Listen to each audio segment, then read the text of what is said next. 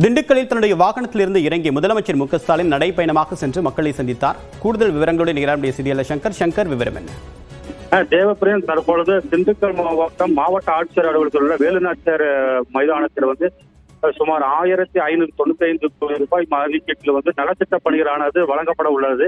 இதற்காக நேற்று இரவே மதுரை வந்தடைந்த தமிழக முதல்வர் சாலை மார்க்கமாக வாகனத்தில் வந்து கொண்டிருக்கும் போது சாலைகளின் இருபுறங்களிலுமே தமிழக முதல்வருக்கு பொதுமக்கள், தொண்டர்கள் மற்றும் கட்சி நிர்வாகிகள் வரவேற்பு அளித்த நிலையில் திண்டுக்கல் அஞ்சலி ரவுண்டானா பகுதியில் தமிழக முதல்வரின் வாகனம் வந்த பொழுது திடீரென வாகனத்தில் பயணம் செய்து கொண்டிருந்த தமிழக முதல்வர் கீழே இறங்கி அந்த சாலை மார்க்கமாக இருக்கக்கூடிய பொதுமக்களுக்கும் தொண்டர்களுக்கும் நன்றிக்கடன் செலுத்தும் விதமாக அவர்களுக்கு வணக்கம் தெரிவித்தும் மற்றும் கைகொடுக்கியும் நடைபயணமாகவே வேலுநாச்சியார் அலுவலகத்தை செல்லக்கூடிய ஒரு காட்சியை நாம் பார்த்து கொண்டிருக்கிறோம்.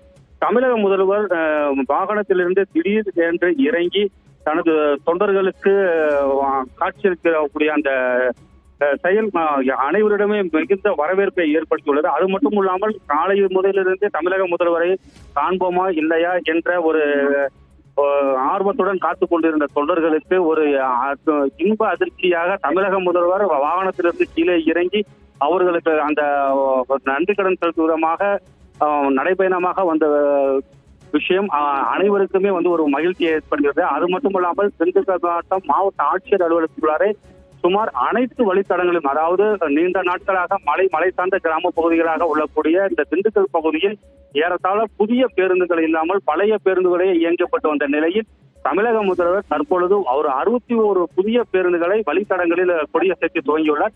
இதற்காக இந்த நலத்திட்ட பணிகளான பேருந்து துவக்க விழாவானது சிறப்பாக நடைபெற்றுக் கொண்டிருக்கிறது.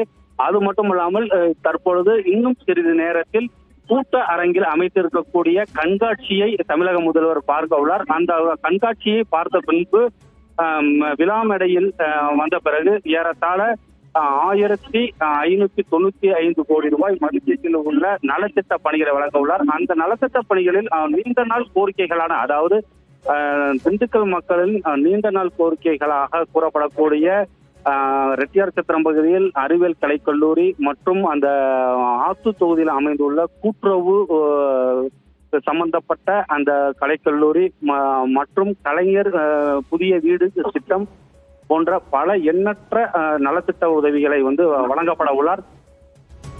விரிவான தகவலுக்கு நன்றி. மற்ற செய்திகளை ஒரு சிறிய இடைவேளைக்கு பிறகு பார்க்கலாம்.